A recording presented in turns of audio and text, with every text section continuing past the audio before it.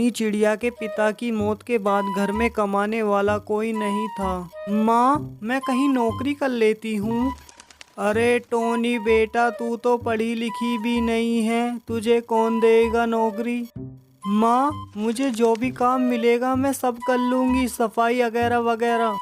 देखते हैं, पर पहले तू काम तो ढूंढ ले बेटा।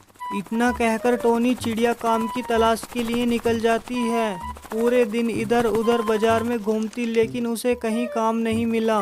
शाम के वक्त वह एक ब्यूटी पार्लर के अंदर जाती है। दीदी, मेरा नाम टोनी है, आपके यहाँ पर कोई काम मिल सकता है? अच्छा टोनी बेटा, क्या क्या काम कर लेती हो आप? दीदी, कोई भी छोटा मोटा काम, सफाई वगैरह कर लेती हूँ। अभी तेरी उम्र बहुत छोटी है, तू नया काम सीख सकती है। ठीक है, तू कल से मेरे पार्लर में काम पर आ जा। अभी तू शुरू में पार्लर की साफ सफाई कर ले, बाद में धीरे धीरे पार्लर का काम भी सीख लेना। दीदी, आपका बहुत बहुत धन्यवाद, मैं कल से काम पर आ जाऊंगी। टोनी चिड़िया बहुत ही खुश थी। घर आकर टोनी चिड़िया ने ये सारी बातें अपनी माँ को बताईं। अच्छा है टोनी बेटा, तुझे काम मिल गया, अब हमें खाने की चिंता नहीं रहेगी। हाँ माँ, अब तुम्हें चिंता करने की बिल्कुल ज़रूरत नहीं है, अब बस तुम्हें घर बैठकर अच्छे अच्छे खाने खाने हैं। टोनी चिड़िया सुबह होने का इंतज़ार करती है। सुबह होते ही घर से ब्यूटी पार्लर के लिए निकल जाती है और ठीक समय पर ब्यूटी पार्लर पहुंच जाती है। सबसे पहले टोनी चिड़िया ने झाड़ू उठाई और सारे पार्लर की साफ सफाई करी।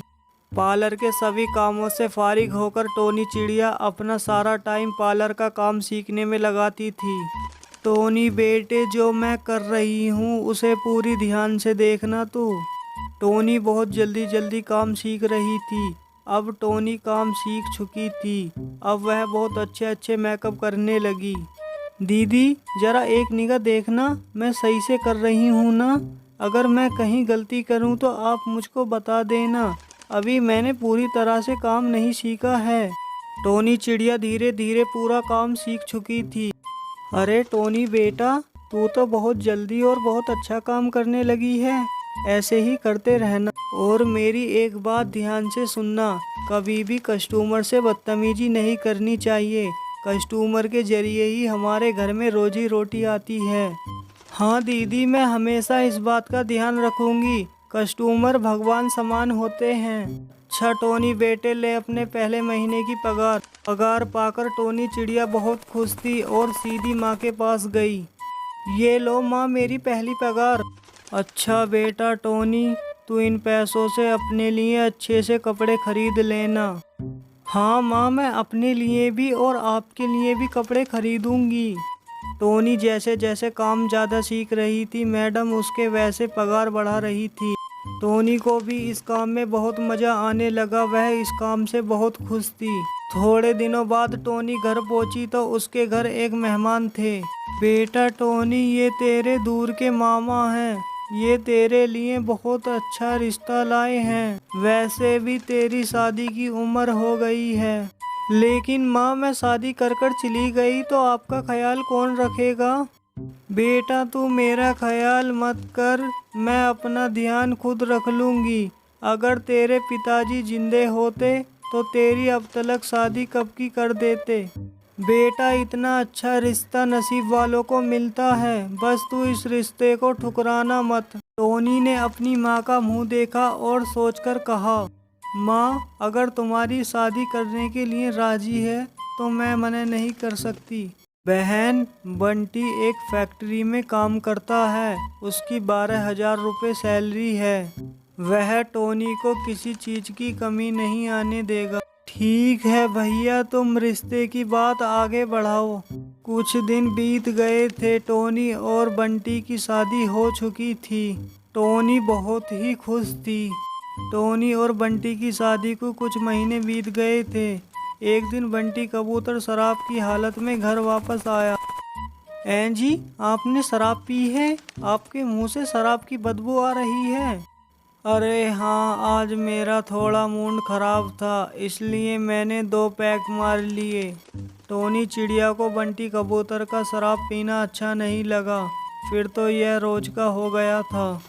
बंटी कबूतर रोज शराब पीकर आता। अब टोनी और बंटी कबूतर में कुछ अनबन होने लगी थी। जी, आप इतनी शराब क्यों पीते हो? आपने पहले तो नहीं पी कभी शराब। आपको इतनी शराब नहीं पीनी चाहिए। अरे मैं अपने पैसों की पीता हूँ। तू कौन होती है मुझे बोलने वाली? बंटी इतना कहकर टोनी के साथ मारपीट करने लगता है। टोनी चिड़िया गर्भवती थी, लेकिन बंटी कबूतर फिर भी उसके साथ मारपीट करता था। टोनी चिड़िया अपने मायके चली जाती है। टोनी चिड़िया रोते हुए सारी बात अपनी माँ को बताती है। माँ, मैंने आपसे कहा था आप मेरी शादी मत कीजिए। अब आप ही बताइए मैं क्या करूँ? अरे बेटा, मैंने तो तेरी भलाई के लिए तेरी शादी करी थी। मुझे क्या पता तेरे साथ ये सब हो जाएगा। बेटा मुझे माफ़ कर दे। दोनों माँ बेटी एक दिन बैठ के सोच रही थी। माँ, मैं फिर क्यों न पार्लर की जॉब ज्वाइन कर लूँ? अरे बेटा, तू इस हालत में कैसे नौकरी पर जाएगी? इससे तो बढ़िया है मैं ही कोई काम ढूंढ लूँ। तभी टोनी को एक आइडिया आता है। माँ, मैं क्यों ना घर पर ही ब्यूटी पार्लर खोल लूँ। मैं अपना ख्याल भी रख पाऊँगी और आपको बाहर कमाने भी नहीं जाना पड़ेगा। ये तो तू कर सकती है बेटा। और फिर क्या, अगले दिन से टोनी ने अपने घर के एक अलग कमरे में पार्लर की दुकान खोल ली।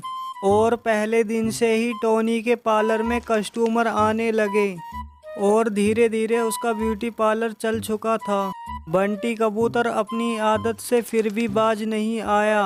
वह रोजाना शराब पीता था। माँ, ऊपर वाला जो करता है ठीक ही करता है। मुझे शराबी पति से भी छुटकारा मिल गया और अब मुझे बाहर नौकरी करने की भी कोई ज़रूरत नहीं है। अब मैं अपना खुद का ब्यूटी पार्लर चलाया करूँगी।